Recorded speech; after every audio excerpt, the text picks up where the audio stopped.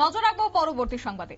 আধার এবং voter card এই দুটো থাকলেই কি ভারতের নাগরিক হওয়া যায়? সেটা তো বাংলাদেশের নাগরিকদেরও রয়েছে এবং এরকমই প্রশ্ন তুলেছে আজকে জাল পাসপোর্ট মামলায় মন্তব্য করেছে কলকাতা হাইকোর্ট। প্রশ্ন তুলে বর্ধমানের এক দম্পতির জামিন খারিজ করেছে আদালত। যাব বিস্তারিত, আমাদের সঙ্গে রয়েছে প্রতিনিধি বিপ্লব চন্দ্র। বিপ্লব, বিস্তারিত বিষয়টা যদি তুলে ধরো।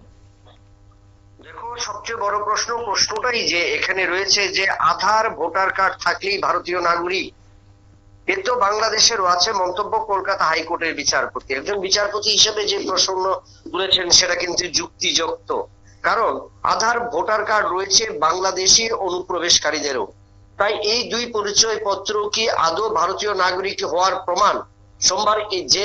সোমবারে এই জাল পাসপোর্ট মামলার শুনানিতে এই প্রশ্ন তুলে দিল কলকাতা হাইকোর্টের বিচারপতি দেবাংশু বসাকের ডিভিশন বেঞ্চ কি উত্থাপিত করেছে যে বর্ধমানের বাসিন্দা দুলাল শীল ও তার স্ত্রী স্বপ্না শীলকে 1 বছর আগে গ্রেপ্তার করেছে পুলিশ।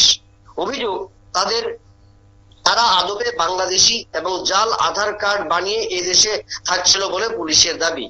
এদিন তাদের জামিন মামলায় বিস্ফোরক মন্তব্য করেছেন বিচারপতি। তার পর্যবেক্ষণ, আধার কার্ড ভোটার কার্ড থাকলেই ভারতীয় নাকি? এইরকম জাল আধার এবং ভোটার কার্ড এবং রেশন কার্ড প্রত্যেক বাংলাদেশিরও আছে। ওদের আবার কেউ কেউ এদেশের নাগরিক দেখাতেও ট্যাক্সও দেয়। তার কথায় আমেরিকা থেকে যাদের বের করে দিচ্ছে তাদের মধ্যেও কি এরকম ঘটনা দেখা যাচ্ছে? অর্থাৎ এই যে মামলা চলছিল সেখানে কিন্তু আইনজীবী বক্তব্য করেছেন ইমিগ্রেশন দপ্তর থেকে তাদের এই বিষয়ে কিন্তু কোনো উত্তর দেয়নি। ফলে পাসপোর্ট জাল করেছে তা কিভাবে প্রমাণিত? জানা গিয়েছে 2010 সালে তারা আসে এই পরিবারে বা ভারতে, এবং রেফারেন্স রেজিস্টার অ্যামেন্ড অ্যাক্টে 2019 সালের আইনের ধারা অনুযায়ী 2014 সালে আগে যারা এদেশে রয়েছেন তাদের নাগরিক হিসেবে গণ্য করা হবে। সেই যুক্তি দেখিয়ে জামিনের আবেদন জানিয়েছিলেন অভিযুক্তদের আইনজীবী, কিন্তু তাতে সন্তুষ্ট হননি বিচারপতি। বর্তমানের এই দম্পতির জামিন খারিজ করে দেয় আদালত এবং এরপরেই কিন্তু প্রশ্নটা উঠতে শুরু করেছে। এবং এই যে গত 24 আগস্ট বা 5 আগস্ট থেকে বাংলাদেশের অন্তর্বর্তীকালীন সরকার যখন প্রতিষ্ঠিত হয়েছে তারপর থেকে কিন্তু আমরা দেখলাম যে ভারত সহ ত্রিপুরা, ভারতের বিভিন্ন প্রান্ত বিশেষ করে ত্রিপুরা এবং বাংলা দিয়ে সবচেয়ে বেশি বাংলাদেশি অনুপ্রবেশকারী এদেশে প্রবেশ করছে। শুধু এদেশে প্রবেশ করা নয়, এদেশে তারা কিন্তু বসবাস করাও শুরু করে দিয়েছে। তার পাশাপাশি আরেকটা প্রশ্ন বা আরেকটা যেটা অভিযোগ রয়েছে যে দীর্ঘদিন ধরে যারা বাংলাদেশ এবং ভারতের মধ্যে আসা যাওয়া থাকতো তারা কিন্তু এদেশে এসে এদেশের ভোটার কার্ড আধার কার্ড বের করে তারা এদেশের নাগরিকত্ব তৈরি করে ফেলেছে বা তারা এদেশের নাগরিক হিসেবে গণ্য হয়েছে। আবার বাংলাদেশে যখন যারা ফিরে যাচ্ছে তখন তারা বাংলাদেশের নাগরিক হিসেবে, অর্থাৎ সেই জায়গাটাই কিন্তু সবচেয়ে বেশি ঝামেলা বা সেই জায়গাটাই কিন্তু প্রশ্ন চিহ্নের মুখে।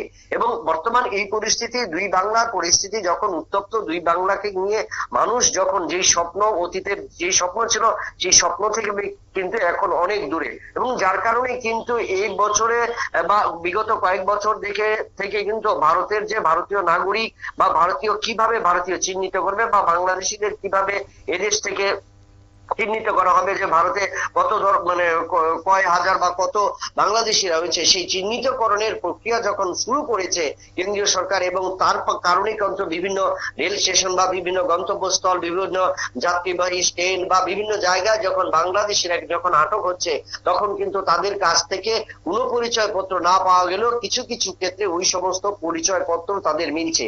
কি পরিচয় পত্র? তাদের কাছে তারা বাংলাদেশি, কিন্তু ভারতে এসে যখন আসছে তারা ভারতের নাগরিক বা ভারতের আধার কার্ড এবং ভারতের রেশন কার্ড কিন্তু তাদের কাছে রয়েছে। এই যে প্রশ্ন এবং সেই প্রশ্ন দেখার বিষয় সবচেয়ে বেশি করতে হবে, এবং সেখানে যে নজরদারি এবং বিভিন্ন দপ্তরগুলো থেকে যেখানে আধার কার্ড করানো হচ্ছে এবং রেশন কার্ড করানো হচ্ছে বা করানো হয় সেই জায়গাতেই কিন্তু গলত রয়েছে। বিচার ব্যবস্থার জন্য আদালতে যাচ্ছে, কিন্তু সেই ক্ষেত্রে মূল উত্তরটা কিন্তু বেরিয়ে আসছে বা মূল চক্রটা কিন্তু সেই জায়গায় যে কিভাবে তারা বেআইনি ভাবে বা ডাকা পথে বা অর্থ খাটিয়ে বা প্রচুর অর্থ ব্যয় করে তারা কিভাবে এই আধার কার্ড এবং রেশন কার্ড গুলো করছে, সেটাই কিন্তু এখন বড় প্রশ্ন। এবং এই প্রশ্ন আরো একটা সাথে, কারণ এই রকম সাথে যারা যুক্ত রয়েছে তারা কিন্তু এদেশকে যেমন বিকিয়ে দিচ্ছে সেই পার্শ্ববর্তী দেশ বাংলাদেশকেও তারা বিকে দিচ্ছে, অর্থাৎ একটা লাভের মুখ তারা দেখছে, কিন্তু অন্য দিক দিয়ে সাধারণ মানুষ কিন্তু নাজেহাল হচ্ছে। সেক্ষেত্রে ভারতীয় নাগরিকও হচ্ছে এবং বাংলাদেশি যারা রয়েছে তাদেরও কিন্তু এই সমস্ত নাগরিকত্বের বিষয় নিয়ে তারা কিন্তু নাজেহাল হচ্ছে সাধারণ পুলিশের কাছে বা আরক্ষা প্রশাসনের কাছে, এবং সেটা কিন্তু সবচেয়ে বড়সড় ব্যাপার। এবং আগামী দিনে ভারতের যে পরিস্থিতি, বর্তমানে বাংলাদেশের যে উত্তপ্ত পরিস্থিতি, যে কোনো সময় তাদের যে চরম হুঁশিয়ারি ভারত দখল করবে, দ্বিতীয় বাংলাদেশ ভারতকে বানাবে, এরকম যে উক্তি, তার আগেই কিন্তু ভারত সরকার সবচেয়ে বেশি জোর দিয়েছে। এবং সেক্ষেত্রে ভারতে অনুপ্রবেশকারী বাংলাদেশিদের যে ঠিকানা, তাদের যে পরিচয়পত্র, তাদের সেই বাস্তব জিনিসটা বা আসল রহস্য বের করবার জন্য কিন্তু সেই সমস্ত প্রক্রিয়া, এবং এই প্রক্রিয়া জারি না রাখলে কিন্তু আগামী দিনে অনেক বেশি কঠিন হবে। এবং সেই জায়গায় কিন্তু ভারত সরকার বা প্রত্যেক রাজ্যের সরকার, প্রশাসন, আরক্ষা দপ্তর এবং গোয়েন্দা দপ্তর এবং বর্ডার সিকিউরিটি ফোর্সে যারা রয়েছে তাদেরকে কিন্তু বড় দায়িত্ব পালন করতে হবে অনুপ্রবেশকারী ঠেকাতে গেলে, এবং ভারতীয় নাগরিকদের পরিচয়পত্র বা বাংলাদেশিদের আসল রহস্য বা বাংলাদেশি কিনা বা ভারতীয় নাগরিকদের সেই পরিসংখ্যান বের করতে হলে কিন্তু সেই নজরদারি অবশ্যই দিতে হবে। একেবারে ধন্যবাদ। অর্থাৎ যে আধার এবং ভোটার কার্ড একটা দেশের নাগরিকের পরিচয়, সেই ভোটার এবং আধার কার্ড রীতিমতো জালিয়াতি করে সাম্প্রতিক সময়ে বাংলাদেশে যেভাবে একটা উত্তপ্তকর পরিস্থিতি সৃষ্টি হয়েছে, সেই জায়গা থেকে বাংলাদেশের বেশ কয়েক নাগরিকরা কিন্তু ভারতে ঘাঁটে গেড়ে বসেছে।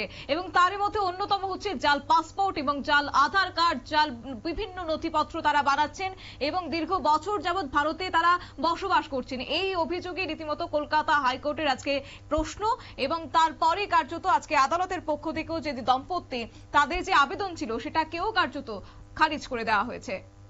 সংবাদ আপাতত এই পর্যন্তই। পরবর্তী আপডেটের জন্য চোখ রাখুন শুধুমাত্র নিউজ ভ্যানগার্ডের পর্দায়। নমস্কার।